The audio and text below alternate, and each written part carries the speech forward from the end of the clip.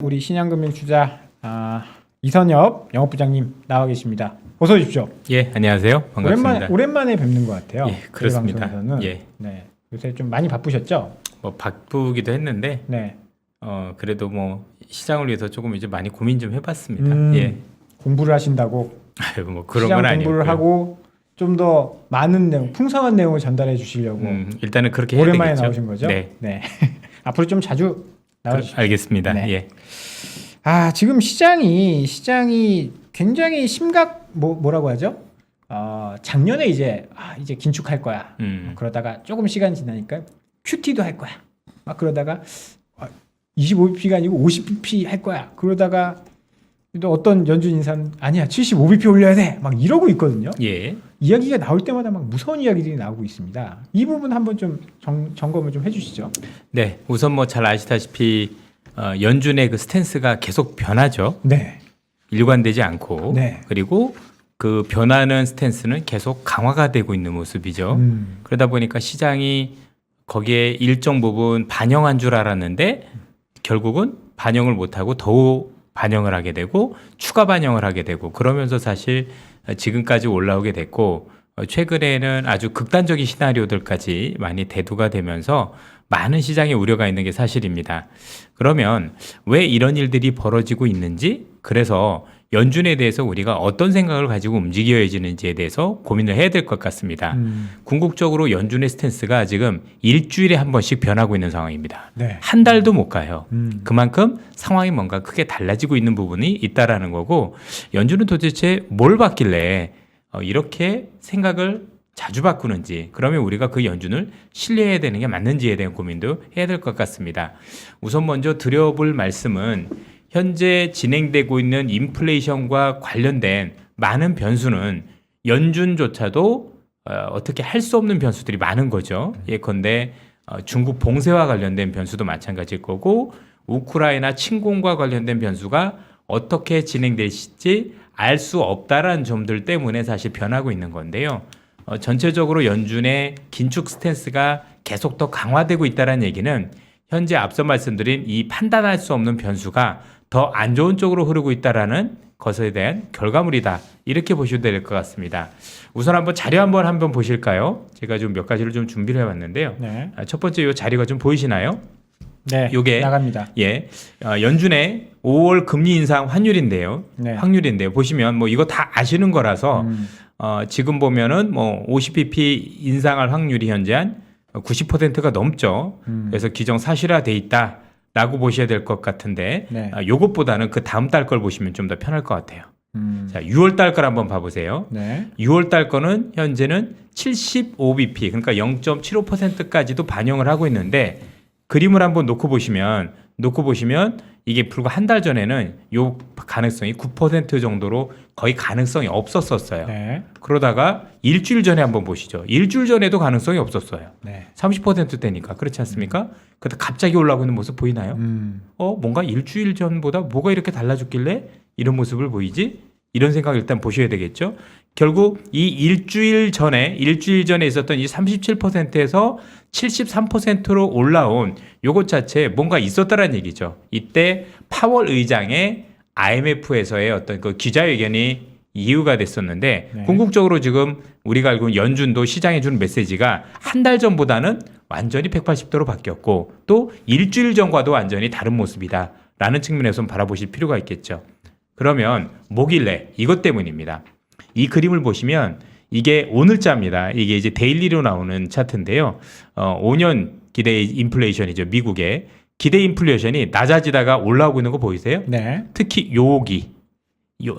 어제 오늘은 이렇게 내려왔는데, 이걸 보시면 전체적으로 기대 인플레이션이 올랐죠. 네. 제일 중요한 게 지금 연준이 생각하는 건 물가를 잡는 건데, 물가 중에서도 현재 잡고 싶어 하는 게 기대 인플레이션이죠. 네. 앞으로 물가가 더 오를 수 있을 거라는 기대를 꺾어야 임금이 더 오르지 않습니다.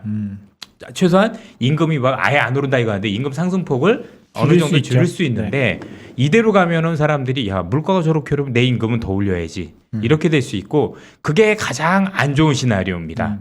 그러다 보니 요거 잘 보시면 요 현재 마지막에 있는 이 기대 인플레이션이 굉장히 급격하게 있는 거 보실 텐데, 다음 장 보시면 요거를 제가 시계열로 좀 짧게 해본 겁니다. 2020년 7월부터 보니까 잘 내려가다가 우크라이나 침공 터지고 나서 갑자기 확 오르고 있는 게 보이시죠? 네. 그리고 나서 최근에 다시 오르고 있는 게 보이시죠? 자, 그럼 이건 뭔데? 이게 중국의 봉쇄입니다. 중국의 봉쇄와 관련해서 이게 변수가 되는 게 아니라 상수가 되어가네.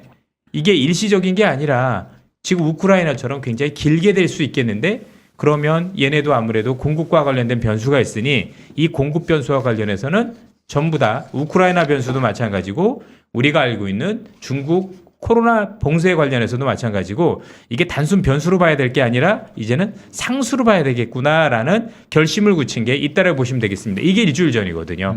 그때 연준 파월 의장이 여기에 대해서 기자회견들을 하죠. 기자회견들에서 앞으로 어떻게 할 거냐 했더니 생각보다 매파적인 발언들을 많이 했고 네. 특히 공급 측면의 변화가 현재 우리가 기대만큼 안 될 수 있다는 의지를 많이 내비쳤어요. 앞으로 보면 우리가 하반기에 공급 측면의 변화 때문에 우리가 물가가 낮아질 가능성에 대해서 그 의견을 배제를 하고 오히려 스탠스 자체를 그렇다라면 수요 훼손을 통해서 물가를 잡는 방법을 고려할 수 있다는 스탠스로 변하기 시작한 게 요때라고 보시면 될 것 같아요. 그래서 요 지표 매일 보실 수 있거든요.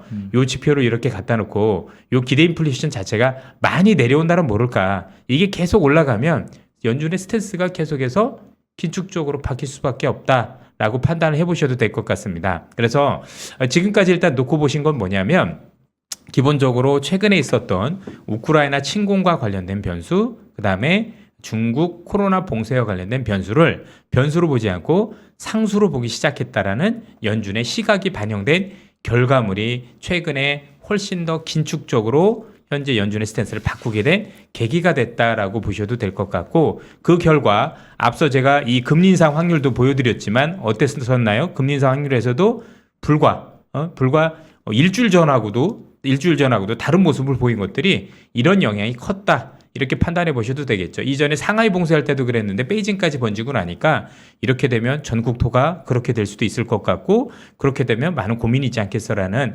연준의 어려운 어떤 그 결정이 깔려 있는 게 아닌가 이렇게 판단을 해볼 수가 있겠습니다.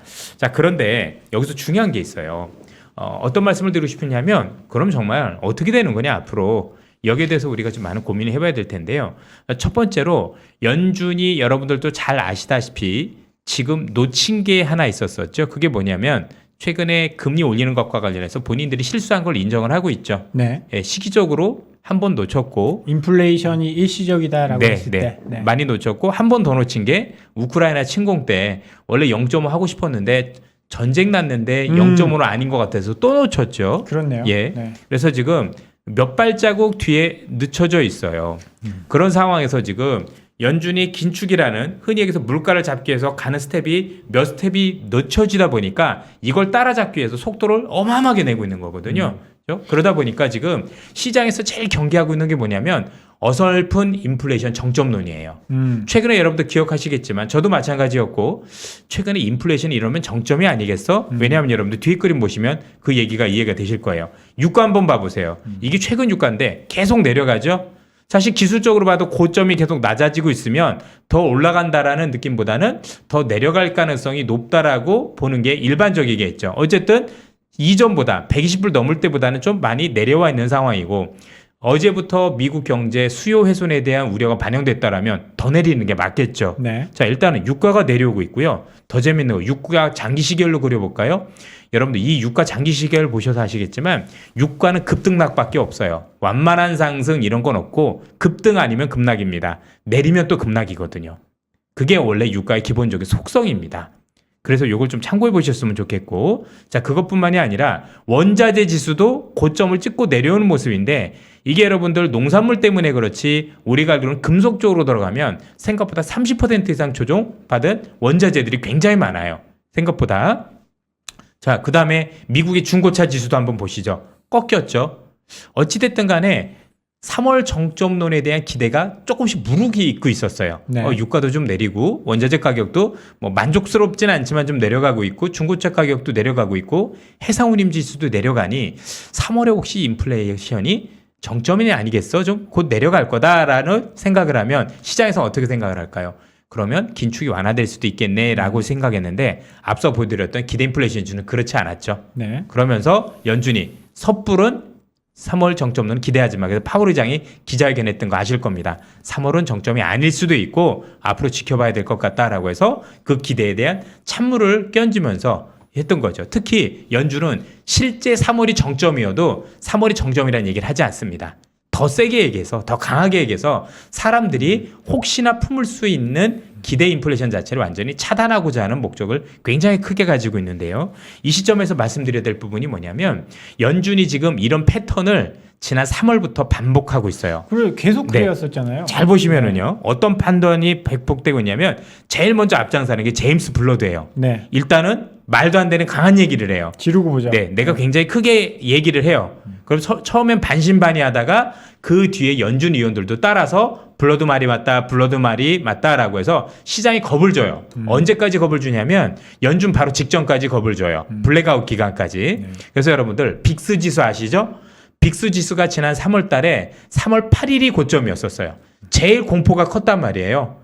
그렇죠? 그리고 나서 연준이 있고 나서 오히려 빅스가 빠졌어요. 완화돼서 그 정도는 아니었네. 잘 보신 패턴이 뭐냐면 연준 앞두고 나서는 겁을 엄청 줍니다. 네. 니들이 생각하는 것보다 훨씬 더 강하게 할 수 있어 라고 겁을 주고 실제 나오는 거 보면 우리가 알고 있는 긴축은 맞는데 조금 더 강한 건 맞는데 우리의 우려만큼은 아니었던 걸로 갔던 게 일반적인 패턴이었었어요. 지금도 잘 보시면 최근에 제임스 블러드 총재가 얘기했던 게 또 선두 시작이었었고 75bp. 예, 뭐 75p 한 번도 아니고 네. 한 번도 아니고 뭐 마치 이런 정도로 가면 6월달, 7월달 그 뒤에도 다 75p를 인상해야 될 것처럼 얘기를 계속 하고 계시다라는 거죠. 그리고 마치 파월도 그걸 뒷받침하는 듯한 발언을 그런 뉘앙스를 비췄기 때문에 지금 시장이 긴장을 하고 있는 거고 지금 이 빅스 지수가 또다시 직전 고점 직전까지 올라가서 오늘 미국이 패닉 세일링 흔히 얘기하는 투매까지 번졌다라고 보셔도 되겠습니다. 물론 이 지금 드리는 말씀이 일반화될 수 있는지 여부는 알 수는 없겠지만 5월 4일에 있을 연준을 기점으로 해서 보면 분명히 우리가 50bp를 하고 그 다음에 어떻게 할 거에 대해서 매파적인 것만은 분명해 보입니다. 하지만 우리가 지금 생각했던 너무 앞서 나간 부분에 대해서만큼은 연준이 이런 정도까지 생각했었구나라고 해서 간극이 또 많이 좁혀지는 일들이 일어날 것 같아요. 그래서 실제 생각보다 강한 긴축인데도 불구하고 우리의 우려가 너무 과도하게 현재 작용을 하고 있기 때문에 그 과도한 거를 조금 되돌리는 부분에서 터닝 포인트가 연준을 기점으로 나올 가능성이 굉장히 높다라고 저는 판단을 하고 있고요. 현재 진행되고 있는 이 패턴에 대해서 우리는 한번 고민을 해보실 필요가 있겠습니다. 여기에 대해서 제가 네. 한 가지 조금 네, 이제 네, 증거 자료 한번 가져다 보도록 하겠습니다. 모하마드 엘 엘리언 발언입니다. 자, 이 사람이 이거 연합인포맥스 겁니다. 자랑스럽게도 네, 훌륭한 곳에서 발췌해 오셨네요. 네네 그렇습니다. 윤영숙 기자는 제가 또 되게 친한 기자예요. 지금 미국으로 가셨는데 네. 제가 애널리스트 생활할 때 굉장히 저랑 좀 이제 각별히 지냈었던 개인적으로 후배기도 하고 네. 했던 기자분인데 자, 이 엘리언이란 분이 얘기한 걸 한번 잘 봐보세요.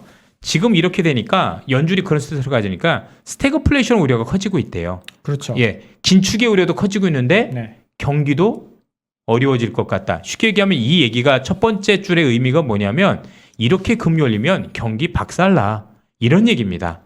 자, 그 다음이 재밌습니다. 보시는 것처럼 연준이 정책 실수 한가운데 있다는 우려가 줄을 이뤘다. 이전에는 그죠? 그래서 네. 빨리 할 거는데 여기 보시면 지금은 전면적인 스태그플레이션 우려가 있다.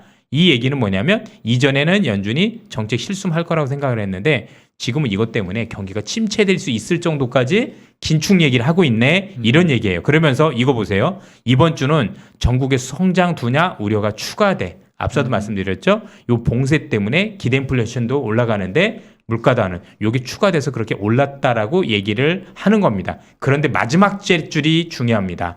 그런데 현재 시장 가격에 맺은 매우 공격적인 금리 인상 경로를 재고려하고 이것이 타당한지 질문해야 할 것이라 조언했다. 이게 무슨 얘기냐면 니들이 하는 거 실현 가능성 없어란 얘기예요.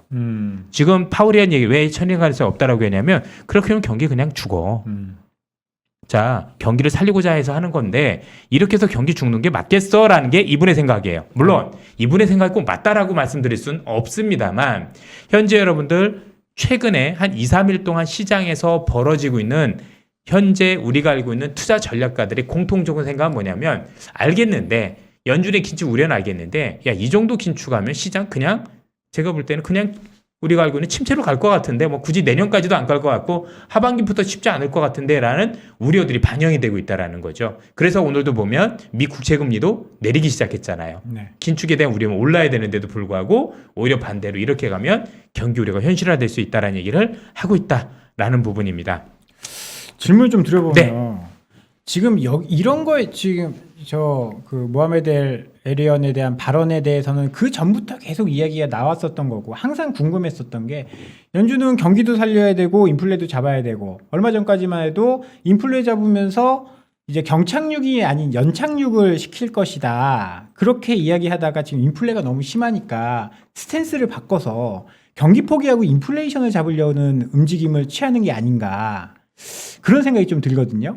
그러면 뭐 어찌됐든 간에 인플레이션을 잡는다라고 하면 지금 너무 늦어서 조금 과한 수 경기 침체를 일으켜서라도 인플레를 좀 잡아야 되는 상황이 아닌가라는 의문점. 거기에 대해서 어떻게 생각하시는지. 지금 시장에서 전체적으로 같이 얘기하고 있는 부분들은 뭐냐면 지금 그래서 연준이 얘기하고 있는 긴축에 대한 스탠스는 정점일 것이다. 이거보다 더 강하게 얘기하기는 어려울 거다라는 게 현재 미국 쪽에서의 시각이에요. 아 근데 그게 계속 틀려왔잖아요. 그렇죠. 그 전에 그런데 막 뭐 50bp 그래도 지금 말씀하신 대로 그 이전에 틀려오긴 했는데 틀려왔어도 그 이전에는 그래 이 정도까지는 해도 경기는 침체로 안 가라는 스탠스였던 거예요. 근데 지금 스탠스는 근데 지금 스탠스는 이거는 무조건 경착륙으로 가는 스탠스야라는 게 고민인 거죠. 그럼 연준이 지금 그걸 원하지는 않을 거라고 생각을 한다라면 사실 지금 일단은 우리가 알고 있는 것보다 훨씬 더 강하게 얘기는 해놓고 그래서 기대 인플레이션을 잡아놓은 다음에는 스탠스를 좀 더 낮추려는 의도가 아니겠느냐라는 얘기가 조금씩 오늘 여러 전략가를 통해서 나오기 시작했어요. 미국의 생각입니다. 뭐 제 생각이라기보다는 그게 맞을지 안 맞을지 지금 말씀하신 것처럼 알 수는 없어요. 연준도 굉장히 힘든 상황 아니겠습니까? 그런데 저도 그 생각에 동의하는 게 뭐냐면 사실 여러분들 한번 잘 생각을 해보세요. 지금 앞서 말씀드린 그 변수가 상수가 됐다라고 하는 거. 즉 우크라이나 침공도 그렇고 중국의 봉쇄도 그렇고 요 두 가지가 이제 흔히 얘기하는 변수가 아니라 상수로 변했었으면 그럼 두 개 다 물가를 자극하는 변수냐? 저는 아니다라고 봐요. 일단 우크라이나 침공은 누가 보더라도 물가를 자극하는 변수가 맞습니다. 봉쇄와 관련해서 뭐 원자재 가격도 그렇고 여러 가지 관련해서 그건 맞는데 중국 변수는요. 나올 때마다 봉쇄 나올 때마다 공급 얘기보다는 수요 훼손 얘기가 더 크게 나와요. 중국이 글로벌적으로 미치고 있는 이 수요와 관련된 영향이 굉장히 크기 때문에 중국 얘기 나오면 공급 얘기가 아니라 수요란 얘기가 나면서 유가도 빠지고 다른 것들도 같이 끌어내리고 있어요. 그래서 지금 만약에 중국의 봉쇄가 누가 보더라도 단기간에 끝날 가능성은 낮아 보이죠. 생각보다 길게 가고 정말 잘하면 올해 내내 갈 수도 있을 가능성도 배제할 수 없는 부분 아니겠습니까? 그러면 지금 연준이 굳이 이렇게 얘기를 안 하더라도 이렇게 긴축을 더 강하게 안 하더라도 중국 때문이라도 이 수요 감소에 대한 우려로 사실 인플레가 일정 부분 내려갈 수 있는 여지를 하반기에 우리가 좀 바라볼 수 있는 어떤 부분이 아니겠느냐라고 생각을 해볼 수가 있을 것 같고요. 이건 그러면 물론 경기도 함께 내려가는 거잖아요. 내려가죠. 네. 내려가죠. 자, 그러면 지금 이제 우리가 두 가지를 다 가질 수는 없는 것 같아요. 네. 경기도 괜찮은데 인플레이션도 내려가는 일은 이미 없을 것 같아요. 그래서 연준이 어떤 걸 선택하느냐. 지금 바라보는 게 인플레 잡으려고 경기도 때려잡는 게 아니냐 이런 우려. 저도 지금은 그게 맞다고 생각합니다. 지금은 안타깝지만 일부는 경기를 훼손시켜야 된다라고 판단을 했을 가능성이 높지 않을까라고 생각을 해요. 되게 무서운 얘기인데요. 사실 그렇기 때문에 지금 지수가 선반영되고 있다라고 생각을 하는데 그게 길게 간다라고 보는 건 아닌 거죠. 왜냐하면 지금 이제 하반기로 갈수록 기대까지는 아니지만 생각보다 물가를 완화시킬 수 있는 변수들은 생각보다 많습니다. 뭐가 있죠? 첫 번째는 뭐냐면 알고 계시다시피 5월에 실시가 될지 6월에 실시가 될지 모르겠지만 양적 긴축이라는 게 있죠. 흔히 얘기하는 긴축. 우리가 알고 있는 현재 뿌려놓은 돈을 걷어들이는 거. 현재 돈을 직접적으로 걷어들이는 걸 양적 긴축이라고 하는데 이 양적 긴축에서 MBS 즉 주택 저당 채권을 현재 만기가 돌아오는 거를 재투자 안 하게 되죠. 네. 그렇게 되면 잘 아시다시피 주택담보대출 금리가 올라가고 현재 미국에서 5.11% 정도에서 왔다 갔다 하고 있거든요. 이게 올라가면 주택 가격 상승세가 둔화될 거란 기대가 어쨌든 있어요. 기대가 있다라고 네. 보시면 될 것 같고요. 또 하나는 뭐냐면 5월부터 미국에서 우리가 잊고 있는데 하나 하는 정책이 뭐냐면 이민자들을 받아들여요. 잘 아시다시피 트럼프 대통령이 말했던 네. 거. 미국 같은 경우 지금 사람이 부족한 이유는 참 많습니다.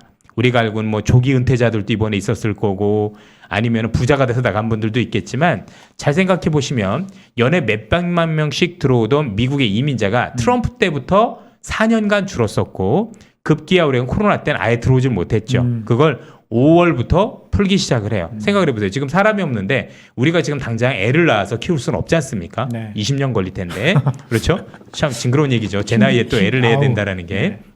그러면 5월부터 이제 이민자들이 들어와서 뭐 아주 빠르게 들어올지 그건 여부는 지켜봐야 되겠지만 미국의 새로운 노동 인구들이 유입이 되기 시작을 하면 전체적으로 임금 상승률이 멈추지는 않겠지만 그 상승률이 둔화되는 기점이 될 수 있는 게 5, 6월, 7월 달 안에 벌어질 가능성이 있다라고 봐야 될 것 같아요. 그러게요. 이게 저도 이제 주말에 이제 시골에서 농사 지으시는 작은 아버지랑 이야기를 했는데 이제 외국인 노동자들이 다 이제 다른 데로 가버려 없습니다. 그래가지고 예. 없어가지고 인건비를 엄청 올려줘도 일할 사람이 없다고 하더라고요. 저는 뭐 원래 고향이 시골이기 때문에 네. 직접 느끼고 있고 네. 실제 제가 딸기 농장 이런 데 가면 많은 한국인분들이 제가 외국인 노동자인 줄 알고요. 영어로 말을 걸어오세요. 헬로우 뭐 이러면서 그러시는데 네. 실제로 그렇거든요. 네. 그래서 이게 들어오는 게 굉장히 커요. 그렇게 들어와서 만약에 어쨌든 간에 우리가 알고 그런 노동자들이 많이 이렇게 들어오시면 임금 상승률이 지금처럼 이렇게 빠르게 올라가진 못할 가능성이 꽤 있을 것이다라고 지금 현재 하반기에는 기대를 할 수 있을 것 같고 네. 거기다가 지금 집값 상승도 MBS를 내다 네. 팔면서 그 가능성이 있을 것 같고 그때까지 시간은 어쨌든 벌어줘야 되는 거잖아요.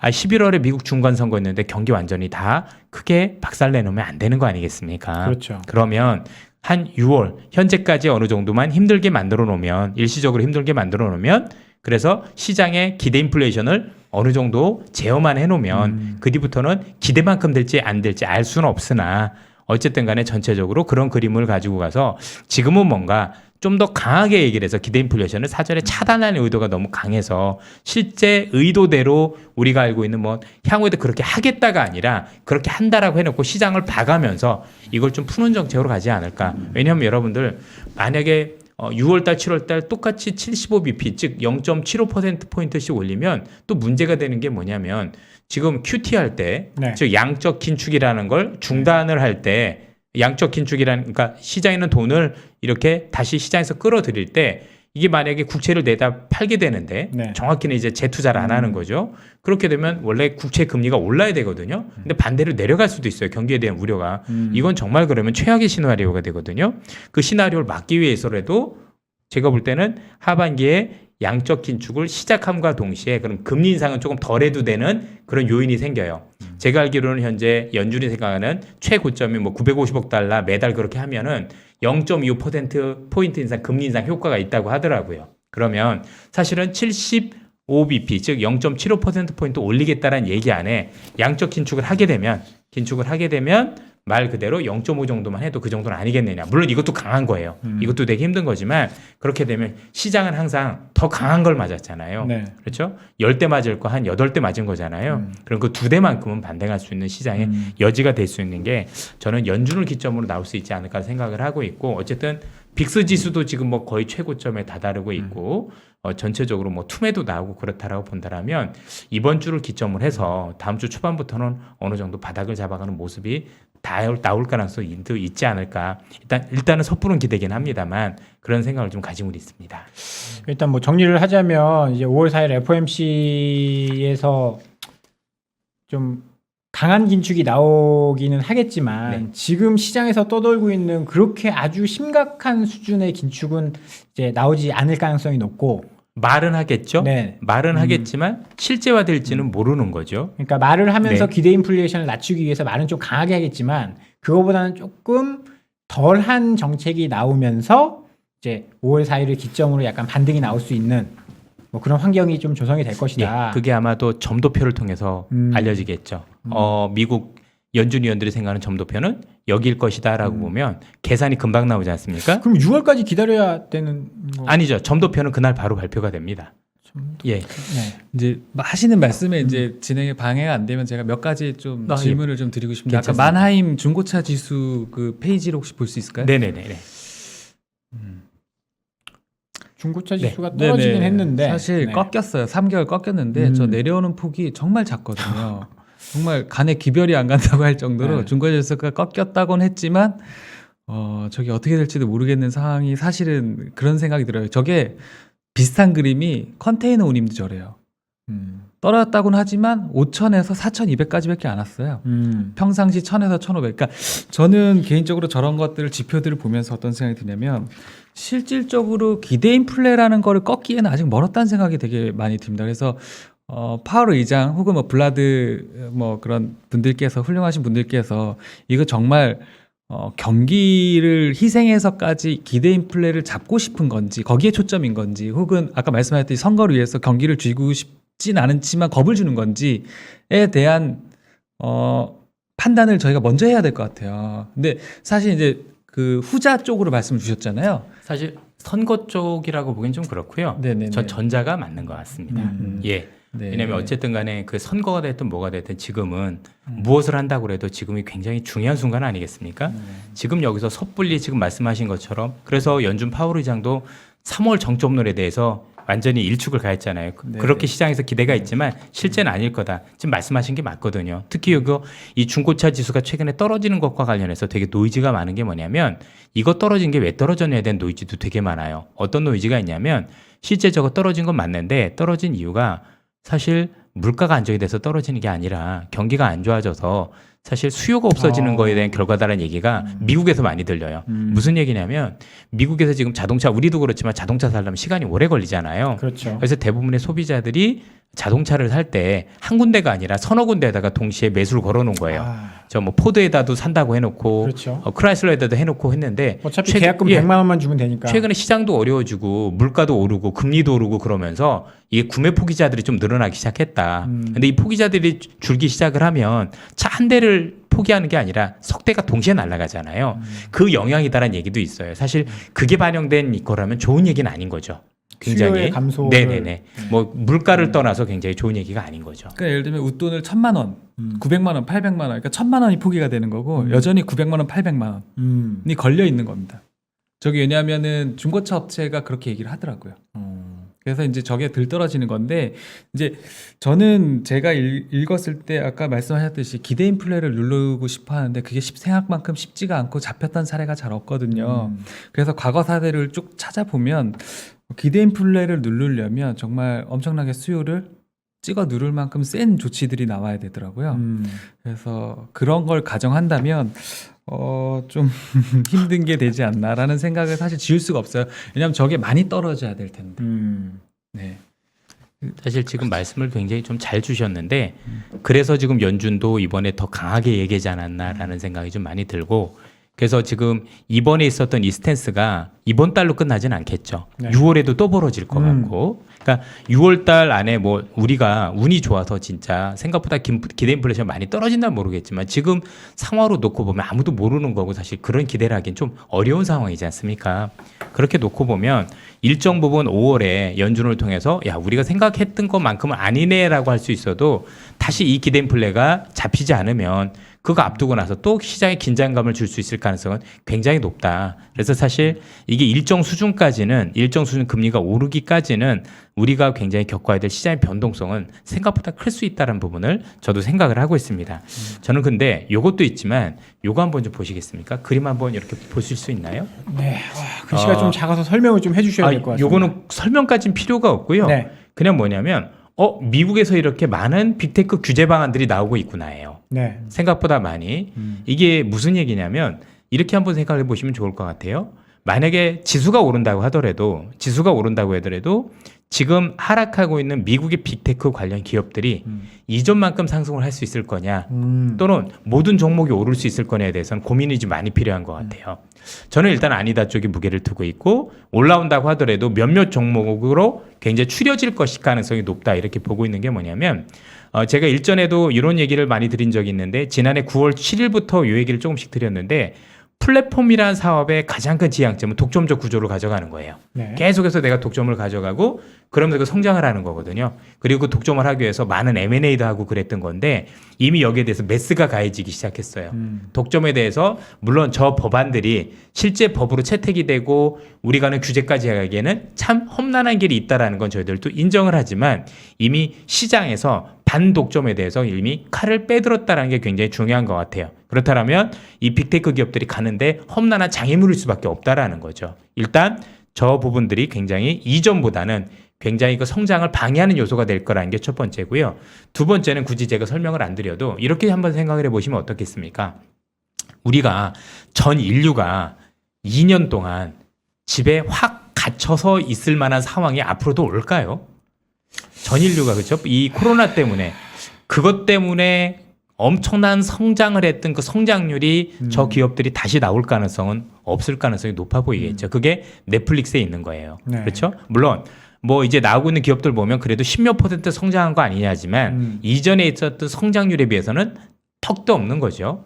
그래서 많은 기업들이 이미 인건비도 올라가고 서로 간의 경쟁도 강해졌는데 정부도 규제를 하고 있고 또 거기에다가 우리가 2년이 좀 넘는 기간 동안 모든 사람들이 집에 콕 박혀서 인터넷만 해서 그 온라인 수익이 엄청났을 거 아닙니까? 네. 그 수익이 그만큼 못 나오는 환경이 된다라면 과연 이게 뭐 단순히 지금 제가 볼 때는 그 금리 인상을 떠나서 금리 인상이 아니었어도 저것과 관련해서는 한번 생각해 볼 여지는 있지 않았었을까라는 생각이 드는 게 그래서 지금 미국에서도 지금 최근에 조금 견조했었던 기업들 보면 빅테크 기업들보다는 구경제 기업들이었지 않았을까 싶고 오늘 뭐 새벽에 떨어진 기업들 뭐 UPS 뭐 이런 것도 있는데 배달도 줄지 않겠습니까? 네. 이전만큼 늘어날까요? 전 쉽지 않을 것 같은데요, 생각보다. 그래서 뭔가 새로운 성장이 일어나고 있다라고 생각을 해요. 이미 근데 그게 신경제 쪽보다는 구경제 쪽에서 그런 일들이 일어나고 있다라는 생각을 현재 하고 있고 그 가능성과 관련해서 뭔가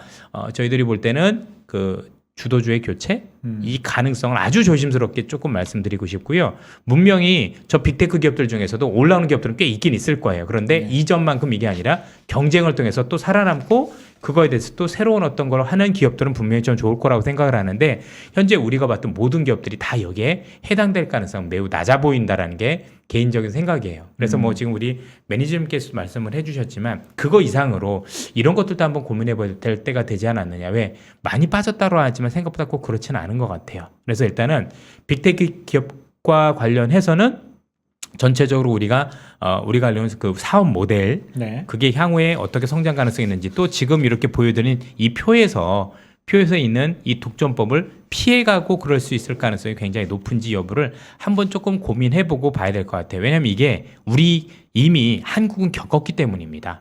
굳이 다른 나라를 볼 필요 없고 한국에는 빅테크 기업들 그 우리가 알고 있는 이 반독점 또는 규제와 관련해서 쓰러지고 나서 지금 제대로 못 일어나고 있지 않습니까? 그렇죠. 그러면 환경이 좋아진다라고 해도 지금 못 일어나고 있는 거 보면 이게 쉽지 않은 거고 결국은 그걸 보여줄 수 있는 새로운 어떤 모델 또는 기존에 있던 방법과 다른 방법으로 해야 되는 부분을 찾으면 가능하겠지만 그게 있기 전까지는 생각보다 쉽게 올라가긴 쉽지 않을 것 같거든요. 아마 저도 지금 삼성전자를 담고 있는 입장에서 최근에 반도체가 조금 부진한 것도 싸긴 한데 워낙 싸긴 한데 야 이렇게 빅테크 기업들이 성장에 대해서 훼손이 있으면 우리 생각했었던 서버에 대한 수요가 이전만큼 있을 수 있겠어라는 우려가 아마도 거기에 녹아 있는 거 아닌가라는 생각도 지울 수는 없습니다. 그래서 저는 이번에도 뭐 반등이 있겠지만 그 반등을 뭐 길게 즐길 만한 건 아닌 것 같고 분명히 어려운 시장이기 때문에 일정 부분 좀 수익이 어느 정도 있다라면 작은 수익에도 만족하고 다시 한번 시장을 지켜보면서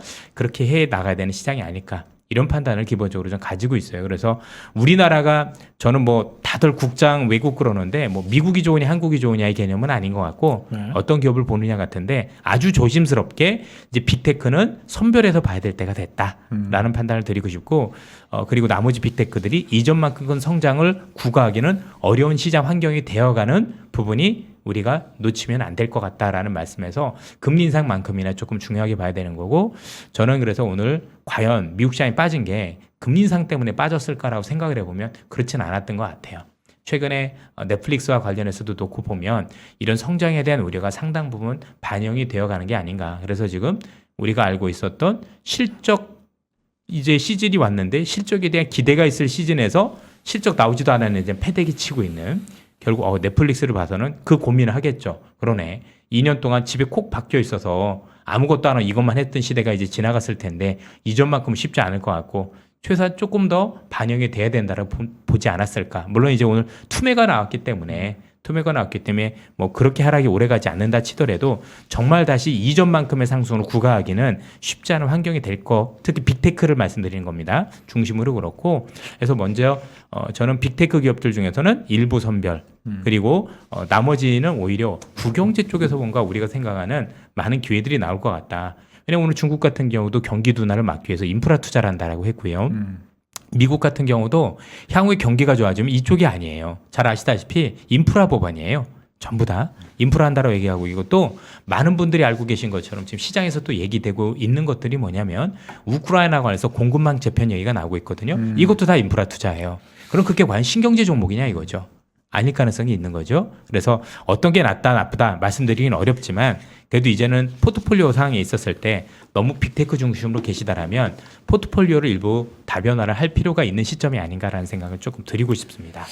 그래서 이제 일단은 일단 빅테크 기존의 코로나로 인해서 굉장히 수혜를 받았었던 그런 빅테크들은 조금 어려울 수 있다. 그래서 선별을 해야 된다 이렇게 말씀을 해주셨는데 선별을 하는 기준 뭐 이런 게 좀 뭐 구체적인 종목을 뭐 이야기하시기는 어렵겠지만 그런 선별하는 기준 정도는 좀 이야기를 해주셔야 될 것 같은데. 일단은 뭐 여러 가지 기준이 있겠지만 네. 현재 기존에 있었던 빅테크와 다른 사업을 하는 애들이 될 수도 있겠죠.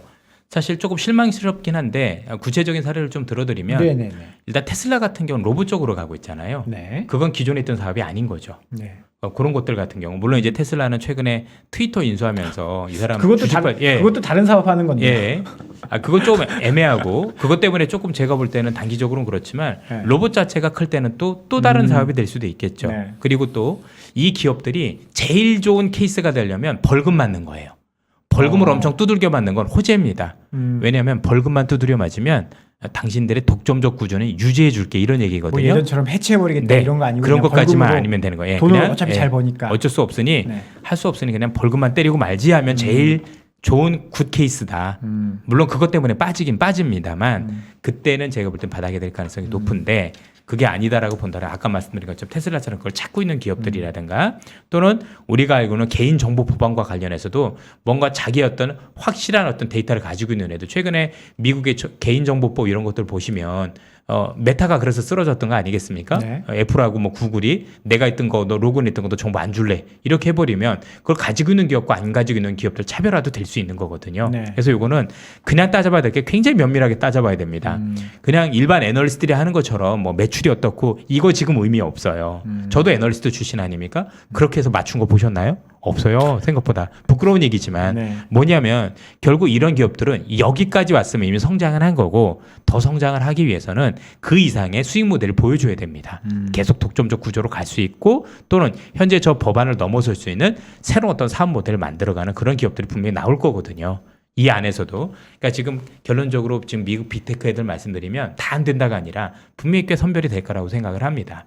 그리고 그 안에서 선별되는 과정에서는 서로 간에 어려운 부분이 있겠지만 그게 재편이 되고 나면 다시 좋아질 가능성이 있지 않겠느냐. 다만 현재 있는 기업보다는 절반 이하로 줄어들 가능성이 높겠죠. 절반 정도는 내려가고 절반 정도는 다시 올라올 수 있는 개연성이 높은 게 현 시장을 반영한 거다. 물론 다 잘하면 좋겠지만 그럴 수는 없지 않습니까?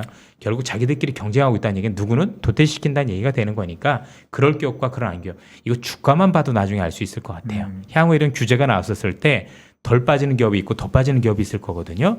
그러면 그게 어느 정도 가르는 기준이 될 수도 있겠다. 우리는 어차피 주식쟁이니까 주식을 통해서 판단해보는 것도 나쁜 그림은 아닌 것 같고, 그렇게 됐었을 때 우리가 후행적으로라도 이 기업이 왜 덜 빠지지? 이 기업은 왜 더 빠지지? 모델이 어떻게 되길래 그 부분을 조금 더 고민을 많이 해봐야 되지 않을까라는 생각이 듭니다.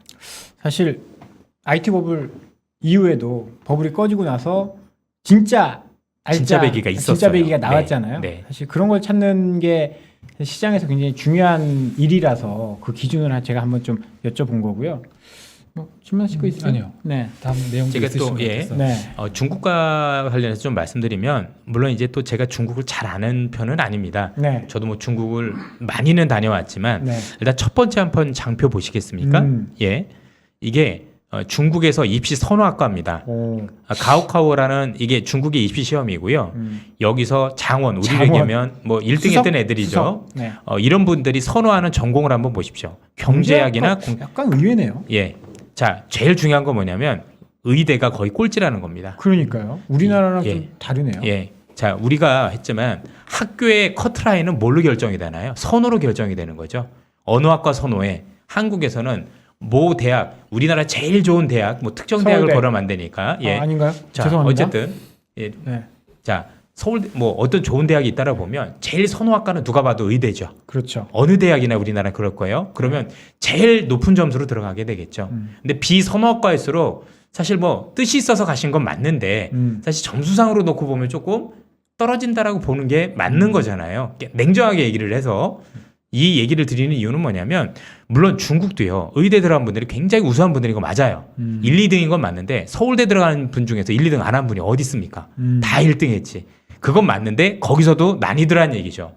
그래서 우리나라보다 굉장히 공부도 열심히 하는데도 맞고 그렇지만 이래요. 왜 그러느냐? 돈이 안 되기 때문입니다. 결국에 예, 의대 나오면 5년제인데 여러분들 공부하기도 진짜 어렵고 돈도 많이 들어가고 나오면 대우가 굉장히 박합니다. 예, 실제 임금 수준이 뭐 통계마다 다르긴 하지만 일반 대졸 사원의 70에서 80% 수준을 받는다라는 얘기도 있고요. 그리고 또 우리가 하는 의사에 대한 인식 수준도 굉장히 높지 않다라는 게 일반적인 생각이어서 결국 선호하지 않는다라는 얘기는 의대에 대한 점수가 아니면 우리가 하는 수준이 우리가 생각하는 정도는 아닌 거죠. 네. 한국에 생각하는 그런 의도는 아닌 거죠. 그런 의대에다가 뒤에 거 한번 보세요. 중국이 노년층의 백신 접종 상황 보시면 일단 전체 노년층 중에서 백신은 50% 정도밖에 안 맞았는데 80% 이상에서는 그조차도 많이 맞질 않았어요. 자, 중요한 건 뭐냐면 이번에 오미크론은 어르신들한테 굉장히 치명적이죠. 백신도 잘 안 맞았고 그나마 맞은 중국 백신 같은 경우는 이 치명률을 이렇게 막아내는데 우리가 알고 있는 mRNA 방식의 어떤 파이자나 모더나 방식보다도 절반 수준밖에 안 된다라고 합니다. 그러다 보니까 좀 어려운 부분이 있고 또한 이거 한번 보세요. 의료 수준도 자 1000명당 의사와 간호사 수들을 봐도 중국이 현저하게 뒤지고 있죠. 네. 그렇죠? 그리고 병상 수도 실제 그렇습니다. 선진국의 30% 수준밖에 안 되는 거거든요. 그러면 중국의 고민이 금방 드러나죠. 왜 쟤들은 저렇게 막지? 자, 저도 코로나 걸렸을 때 생각보다 고생 많이 했거든요. 감기 아니었어요. 감기라고 생각하는 사람들을 보면 때려주고 싶었을 정도로. 자, 그러면 저희 3명 다 걸렸습니다. 아, 그렇죠. 네. 예. 네. 근데 중국이 이렇다면 이 노년층들이 많이 맞지도 않았고 그나마 중증으로 가는 효과도 작다라면 과연 우리나라처럼 전면적으로 풀었을 때 그게 감당이 가능할까요? 쉽지 않을 것 같아요. 그렇지 않겠습니까? 그때 안유아 교수님 오셔서도 그런 이야기를 살짝 하신 것 같아요. 안 교수님 뭐 저 네. 잘하실 거니까. 이거를 풀어놓으면 뭐 병상이라든지 이게 좀 감당이 안 될 수 있어서 그런다. 저게 보면 저 의사 숫자를 보면 딱 그게 맞는 것 같네요. 그렇죠? 간호사 수는. 예. 네. 그래서 전체적으로 중국의 봉쇄가 쉽게 안 풀리는 건 이런 영향일 거다라고 말씀을 드리고 싶어서 그래서 중국의 봉쇄는 생각보다 좀 길게 가지 않을까. 그래서 올 초부터 많은 매체에서도 저한테 올해 가장 큰 변수가 뭐예요라고 했었을 때 당연히 물론 인플레이션이겠죠. 근데 저는 이게 더 크다라고 생각을 했어요. 중국이 전 세계 모든 원자재에서 수요가 50%예요. 네. 얘네가 안 쓰면 원자재 가격은 오르고 싶어도 못 오릅니다. 러시아 침공 뭐 해도 그냥 빠집니다. 예. 그래서 이게 주는 함의가 뭐냐면 만약에 이게 더 진행되면 중국의 이 봉쇄는 공급의 우려보다는 수요 훼손으로 시장에 작용할 가능성이 높다. 일단 안 좋죠. 수요 훼손이 되는 게 우리한테 달가울 일은 아니지만 그래도 원자재 가격을 많이 끌어내려줄 수 있다라면 독이지만 시간을 두고 약이 될 수도 있겠다라는 생각이 조금씩은 들었어요. 이건 물론 긍정적인 저만의 해석이긴 합니다만 그 고민도 한번 해보실 필요가 있다. 어쨌든 맞긴 맞아야 될 거예요. 이대로 갈 수는 없을 거고 미국이 긴축해서 하는 것보다 이 영향에 대해서 우리는 조금 더 고민해야 될 필요성이 있다. 이런 생각이 듭니다. 그래서 소교를 해보면 이렇습니다. 자, 미국 시장은 분명히 누가 보더라도 다우가 나스닥보다 견조합니다. 제가 최근에 시장이 박스권에 대해서 이 박스권이라는 의미의 가장 큰 의미는 되는 업종과 안 되는 업종이 크게 변동이 있을 때 생기는 현상이라고 말씀드려요. 보통 박스권이면 모든 종목들이 움직임이 없는 게 아닌 거죠. 어떤 업종은 생각보다 크게 되고 있는데 어떤 업종은 거기서 완전히 대세 하락으로 가는 경우도 있어요. 뭐 그래서 지금 삼성전자처럼 뭐 삼성전자라고 좀 얘기를 드리고 싶지는 않고요. 네. 예, 일단 우리가 알고 있는 코로나 때문에 큰 수혜를 봤던 기업들은 쉽지 않은 그림이 돼 있을 네이버, 가능성이 카카오. 높겠죠. 예, 네. 어쨌든 뭐 빠지긴 했지만 그래서 뭐 많이 빠졌기 때문에 저는 우리나라가 많이 선반영돼서 더 이상 뭐 크게 하락은 안 한다라고 생각을 하고 미국보다 좀 덜 빠졌잖아요, 네. 사실. 그리고 우리나라 삼성전자나 반도체 기업들은 또 강점이 있는 게 있어요. 공급 조절 능력이 있어요. 그래서 안 좋다라는 걸 알고 있는데 그래도 D램 같은 경우는 70%를 점유하고 있기 때문에 나름대로 또 공급을 줄일 수 있는 그런 부분이 있어서 뭐 추가적인 하락 이런 건 좀 아니지 않을까라고 생각을 하고 있는데 그래서 지금 최근에 아마 많은 시장을 보시면서 느낀 게 변동성에 대해서 일반인 투자자들이 대응하기 너무 어려운 시장이죠.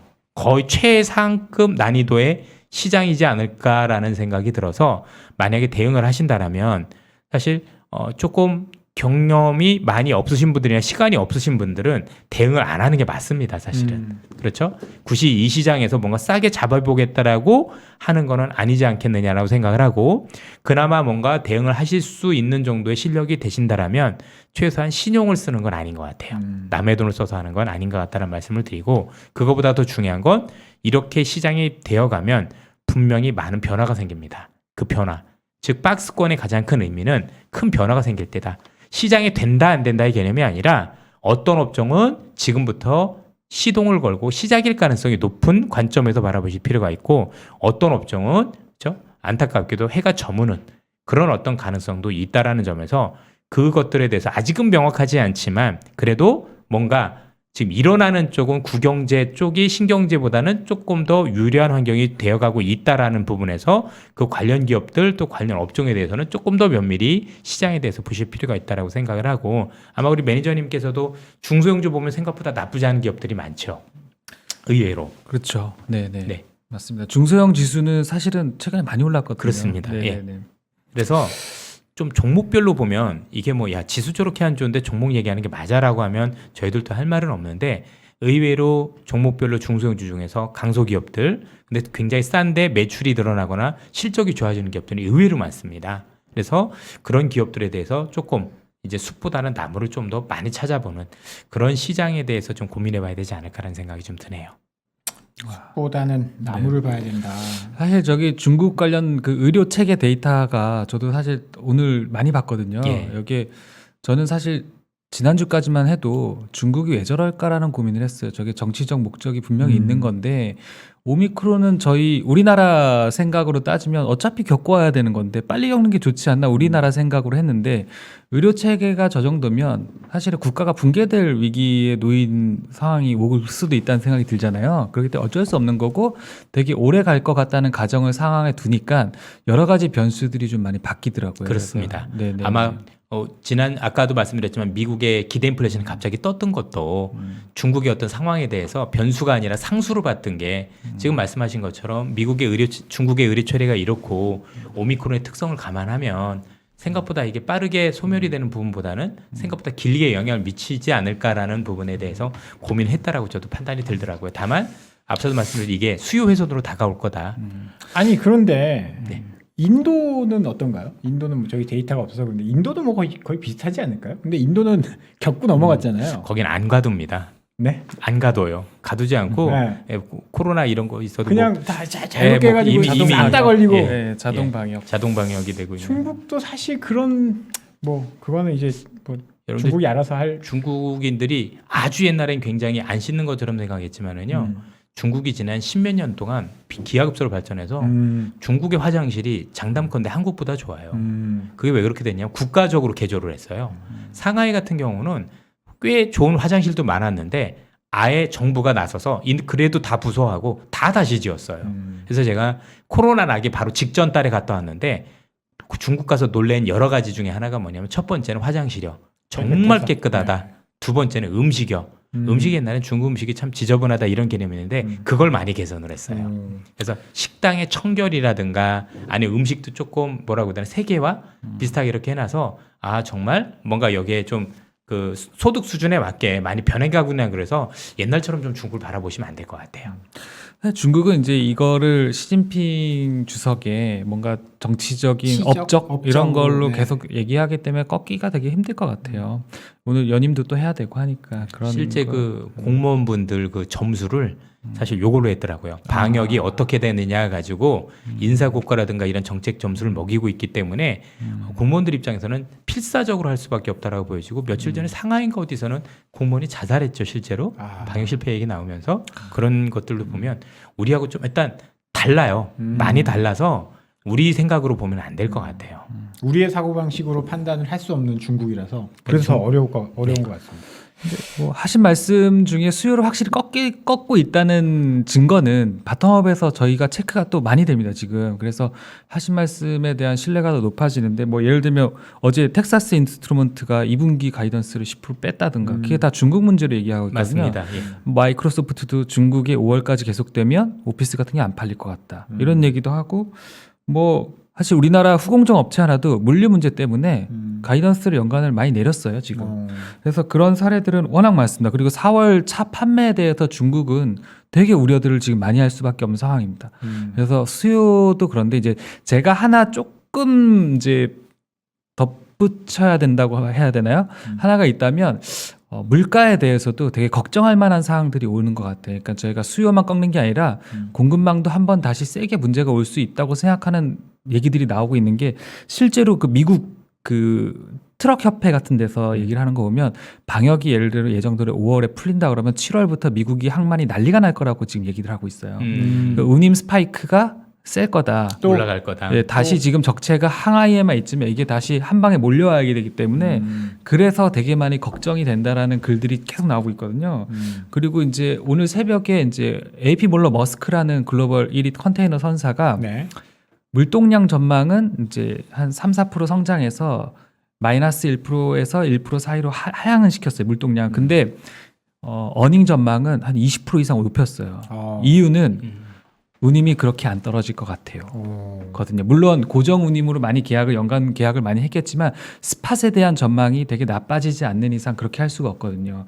23년도는 미국의 리세션이 걱정된다고 하지만 어쨌든 어닝을 상향시켜서 어제 그 하락장에 3%가 올라가 주가가 그런 걸 보면 물가 문제도 그러니까 수요도 물론 중국 때문에 빠지지만 중국 때문에 공급망 교란이 또 한 번 다시 문제가 될 수 있겠구나 올해도 그런 생각이 걱정이 사실은 좀 많이 앞서는 게 있습니다. 그래서 저는 사실 연님하고 조금 다른 건 아닌데 뭐 비슷하게 다 보고 있는데 연준이 물가를 빨리 낮출 수 있는 상황이 잘 안 올 것 같다는 걱정이 조금 돼요. 그래서 네네. 제가 너무 길게 얘기해서 죄송합니다만 그런 상황이 있습니다. 그런 상황이 오면 참 저희들 입장에서 또 이제 굉장히 답답해지는 건데 이것만 사실 누구도 예측할 수 있는 상황은 아니었던 거죠. 경기 문제가 아니니까 어쨌든 대부분 정치적인 요인이 되게 컸던 거잖아요. 질병 요인하고. 네. 그래서 우리가 어떻게 보면 평생 한 번 겪을까 말까 하는 일이 그것도 하나도 아니고 지금 2개씩이나 겹친 부분이 없잖아 있다라고 보여지는데 어쨌든 간에 뭐 지금 아직은 뭐 기업별로 이렇게 될 만한 기업들이 있고 그래서 하지만 뭐 향후에 또 지금 말씀하신 요인들이 그렇게 반영이 되는지 여부는 좀 더 우리가 면밀히 체크를 해봐야 될 것 같아요. 그래서 단순히 신문도 아니면 기사들도 헤드라인만 보시면 안 되겠더라고요. 밑줄 쳐가면서 상황도 고민해보고 해외 외신도 들어가서 뒤져보면서 어떻게 상황이 변하는지 면밀히 이렇게 해보지 않으면 시장이 너무 빨리 자주 변하기 때문에 굉장히 우리한테 당혹스러운 일들이 많이 일어날 가능성은 높다. 그래서 목표 수익률도 뭐 지금 뭐 당연히 짧게 잡으시겠지만 어느 정도 수익 나면 일단 수익 실현을 하고 다시 시장을 보고 이렇게 반복하시는 게 좋지 않을까 싶고요. 거듭 말씀드리지만 조금 이제 나는 초보자인데 어떻게 할까라는 분들은 쉬는 것도 방법일 수는 있는 것 같아요. 예. 현금 가지고. 왜냐하면 이거는 고수들도 쉽지 않은 시장인데 이게 초보자분들 입장에서는 이렇게 되면 머리 아픈 정도가 아니라 굉장히 혼란스러우실 거예요. 투자는 둘째치고 제가 볼 때 이렇게 되면 굉장히 어려워지시면서 오히려 진짜 투자해주실 때 투자를 못하거나 판단을 흐리실 수 있을 가능성이 굉장히 높아요. 사람이 어떤 사람도 그렇지만 이게 코너에 몰리고 그러면 굉장히 심리적으로 불안해지잖아요. 그럼 제대로 된 판단을 내릴 수가 없어요. 그러면 실제 사야 될 때 못 사고 팔아야 될 때 못 파는 일들이 많이 생길 수밖에 없거든요. 지금이 그런 환경이 많이 될 수 있다는 점에서 사실 조금 한번은 고민해 볼 필요가 있지 않느냐 오늘 싶습니다. 진짜 좋은 말씀을 많이 해주셔서 저도 고민할 게 많은데 아까 이제 좋았던 기업과 향후 좋아질 거에 대한 교체도 시장에서 실제로 되게 활발하게 일어나고 있는 게 사실인 것 같고 네. 그 말씀 해주셨는데 저도 고민이 많은 부분이거든요. 그래서 그게 눈으로 보이는 것도 있고 고민도 되게 많고 또 한 가지를 말씀드리면 해주신 말씀 중에 정말 잘못된 판단을 내릴 수 있다고 생각하는 게 작년만 하더라도 작년 초만 해도 삼성전자 배당이 2% 이상 나오는데 은행 금리 1% 세금 떼면 그것도 안 나올 텐데 삼성전자 사세요라고 했지만 지금 정반대거든요. 삼성전자 배당 2%밖에 안 나오는데 경기가 안 좋아질 것 같아요. 근데 은행 정기예금이 벌써 2.8%짜리가 있어요. 굳이 하셔야 됩니까 어르신? 이렇게 될 수가 있는 상황이 그렇죠. 1년 만에 겪었거든요. 네. 그래서 여러 가지 판단하고 방향이 바뀌어야 되는 것들이 많아졌다라는 거에 정말 동의합니다. 네네. 오늘 좋은 말씀이 네. 네네. 진짜 변수도 많고 저들도 고민해 보면 변수가 너무 많아서 이 조합을 다 해야 사실 가장 정확한 판단을 내릴 수 있는데 그게 참 쉽지는 않은 것 같아요. 그래서 저희도 뭐 매크로도 되게 중요시 여기지만 그래도 기업들 찾아보면 꽤 수익도 나고 괜찮더라고요 나름대로는.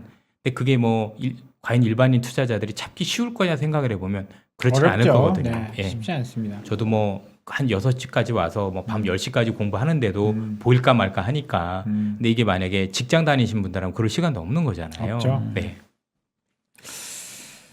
참 시장이 어려운 가운데 있습니다. 다음에 또 이제 FOMC 이후에 시장 반등 국면 뭐 이렇게 신호가 나온다라고 하면 또 부장님 또 나와서 저희한테 예, 힌트를 좋습니다. 또 주실 거죠? 네네. 네. 오늘 이렇게 늦은 시간까지 이렇게 저희 시장 대응 전략 세워주신 신한금융투자의 이선엽 부장님 다음에 또 다시 모시기로 하고요. 오늘은 이만 좀 마치도록 하겠습니다. 감사합니다. 예, 고맙습니다.